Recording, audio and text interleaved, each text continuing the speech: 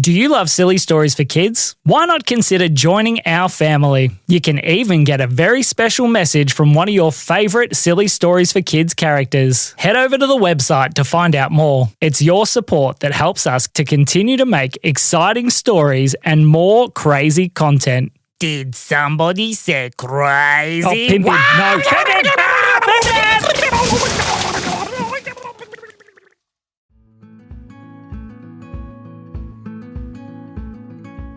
One day, two little girls named Sophie and Isabel were sitting in their room. They had just finished playing a board game when all of a sudden something very strange happened. A circle started to appear on the wall next to them.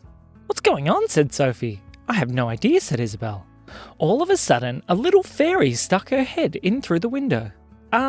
Excuse me, are you Sophie and Isabel?" Yes," said Sophie. "What? Who are you?" "My name's Peach the Magic Fairy. I have some friends that need some help. Any chance you could help them?" I guess so," said Isabel. "Quick," said Peach, "come with me." Peach grabbed them both by the hand and they jumped through the circle in the wall. Whoosh, whoosh.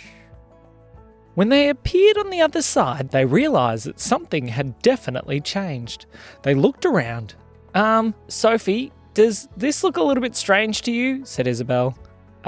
Yes," said Sophie. "It looks very, very strange to me." They looked around and realised that all the houses were very different. They weren't made of bricks and wood and those sorts of things. They appeared to be made out of something crumbly. Peach, where are we?" "Well," said Peach, "this is Cookie Land." "Cookie Land?" said Sophie. "Yes, where everything is made out of cookies." Just then a man came out of one of the houses. He had a giant cookie for a head. "Are these the girls?" he said. "Yes," said Peach. "I'm sure they'll be able to help." "Thank you so much. Come, come, come," said the cookie-headed man. Sophie and Isabel were very confused, but the cookie-headed man took them both by the hand and they started running through the town. Everywhere they looked, the girls realised that everything was made out of cookies. There was cookie fences and cookie walls and cookie cars. There was even a cookie puppy dog, who every time he barked, chocolate chips seemed to come out of his mouth. "Oh, this is very strange," said the girls. As they raced through the town, they realised that all the people were looking very, very sad. I wonder what's going on," said Sophie.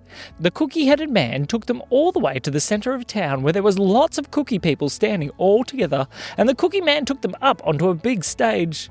"Hello, everybody," he said. "This is Sophie and Isabel, and they are here to save us." "Yay!" cheered all the cookie people. "What are we saving them from?" said Sophie. "Yes," said Isabel. "What's going on?" "Well, you see that over there?" The man pointed to a very dry-looking area of the land. "Yes," said Isabel. "Well, that's the Milk River. For some reason, the Milk River stopped flowing a few days ago." "Oh," said Sophie. "Yes, and that is the lifeblood of our town, because what good is cookies without milk?" "Oh, okay," said Isabel. "What do you want us to do?" "Well, we were hoping that you two could try and work out why the river has stopped flowing." "Oh, okay," they said. I guess so." The girls crowded together and whispered to each other. "How are we going to work out why the river stopped flowing?" "I don't know," said Sophie. "Maybe, should we follow it to see where it goes?" "Good idea," said Isabel.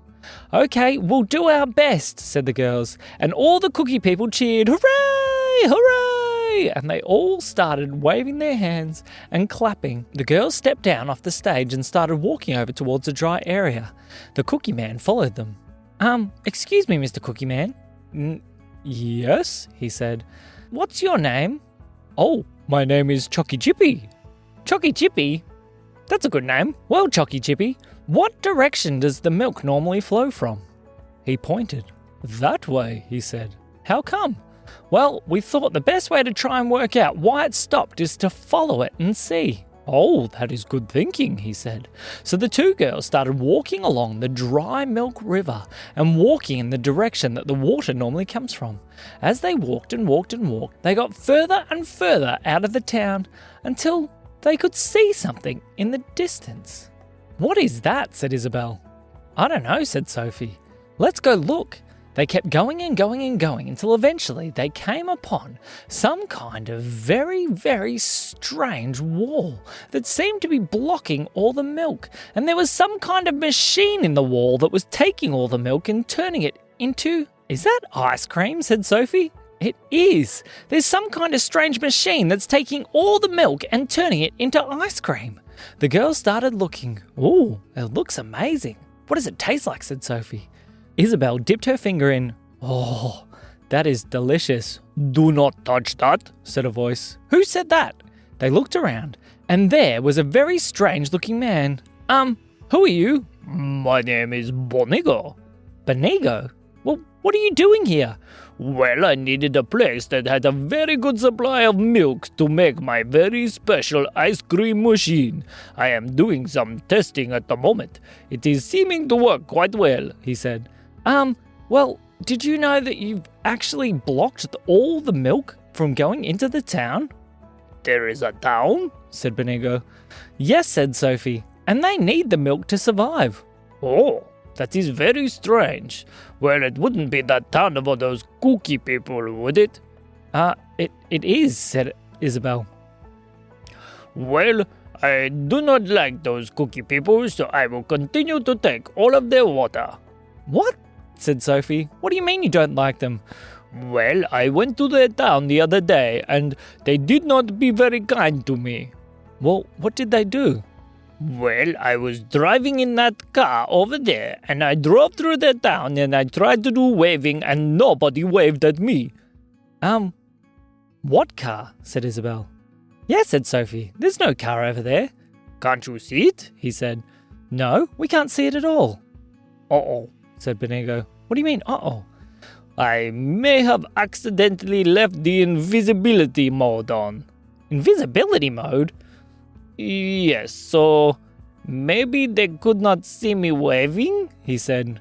Hop in the car, said Isabel. So Benigo went over and hopped into the car and started waving. Benigo, where did you go? Said Sophie. Uh-oh, you can't see me, can you? No, we can't, said the girls. So maybe when I was driving through that town waving and nobody paid attention to me, it was because they could not see me? I think so, said Sophie. Oh dear.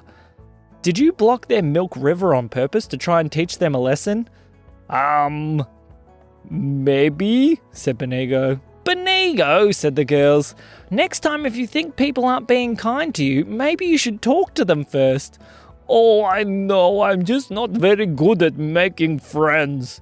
Well, how about we fix this milk river problem together, and then we'll take you into town and we'll teach you how to make friends. Would you really do that? Said Benigo. We would, said the girls.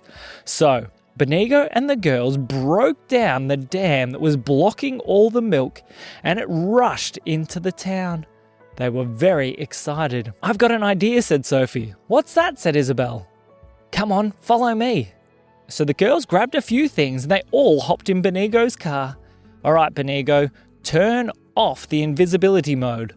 Okay, hang on. Benigo flicked a few switches inside the car and all of a sudden the car became visible again. Now can you drive us into town, they said. Okay, said Benigo. So Benigo drove the girls into town in his car, and as they got closer, Sophie stood up out the sunroof. We found the problem. It was an accident, but guess what? We brought something even better. What's that? Called all the people. Ice cream! Yelled Sophie. All the cookie people came racing out of their houses because they were so excited, and Benigo got to serve them all ice cream. They were so happy, and with each bowl that he handed out, the girls helped him to say sorry for accidentally blocking all their water because he thought that they were being unkind. The cookie people forgave Benigo very, very quickly, and they all sat down and had delicious ice cream sundaes. This is the best, said Benigo. I'm so glad that we can all be friends now. Yes, said the cookie people. We didn't realize that we didn't see you. We're really sorry. Well, I am sorry too for blocking all your milk river.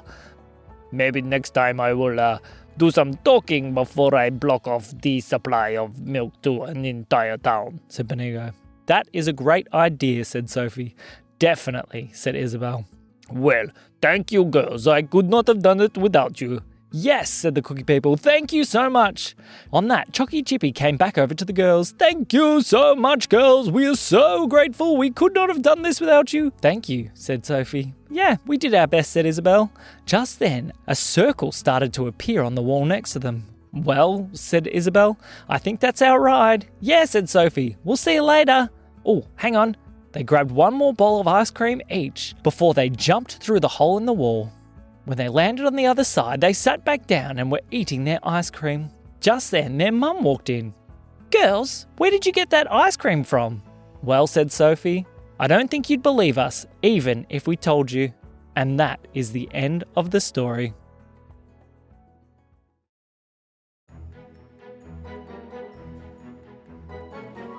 This episode is brought to you by Bonigo's Ice Cream Making Machine.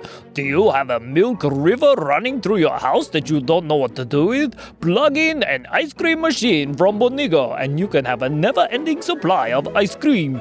We hope that you have been enjoying the Silly Stories for Kids. Make sure to follow us on Instagram and leave a review wherever you get your podcasts. This has been me, Bonigo.